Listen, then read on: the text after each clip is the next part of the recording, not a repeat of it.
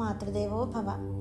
ఒకసారి సాక్షాత్తు లక్ష్మీదేవి పార్వతీదేవి ఒకరినొకరు పరిహసించుకుంటూనే శివకేశవుల తత్వాన్ని ఎంత చమత్కారంగా చాటి చెప్పారో మీకు తెలుసా? శ్రీ గరికపాటి నరసింహారావు గారు వివరించిన ఈ అద్భుత సంభాషణ ఇప్పుడు విందాం. ఏమ్మా పార్వతి, నీ భర్తకు ఇల్లు వాకిలి లేదు, ఎప్పుడూ శ్మశానాల్లో తిరుగుతూ ఉంటాడు కదా, ఈరోజు ఎటు వెళ్ళాడు అని లక్ష్మీదేవి పార్వతీదేవిని ఎగతాళిగా అడగగా పార్వతీదేవి చిరునవ్వుతో, అవును లక్ష్మి, నా భర్త శ్మశానాల్లో ఉంటాడు, కానీ నీ భర్త పరిస్థితి చూడు, ఒకరి ఇంట్లో వెన్న దొంగిలిస్తూ దొరికిపోయి రోలుకు కట్టేయించుకున్నాడు కదా, శ్మశానంలో ఉండటం మేలా లేక దొంగతనం చేస్తూ దొరికిపోవడం మేలా అని చాకచక్యంగా బదులిచ్చింది. వెంటనే లక్ష్మీదేవి మరొక బాణం వేసింది.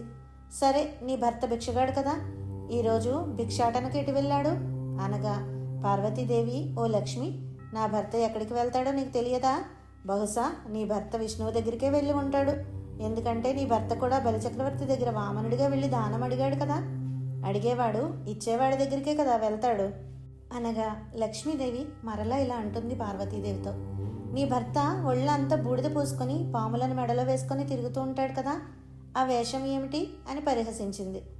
అప్పుడు పార్వతీదేవి, నిజమే లక్ష్మి, నా భర్త విభూతి పూసుకుంటాడు, కానీ నీ భర్త చూడు, ఎప్పుడూ సముద్రపు నీళ్లలో పడుకొని ఉంటాడు, బహుశా ఒళ్ళంతా పాములే ఉన్నందున ఆ వేడి తట్టుకోలేక నీళ్లలో దాక్కున్నాడేమో అని చాకచక్యంగా సమాధానమిచ్చింది.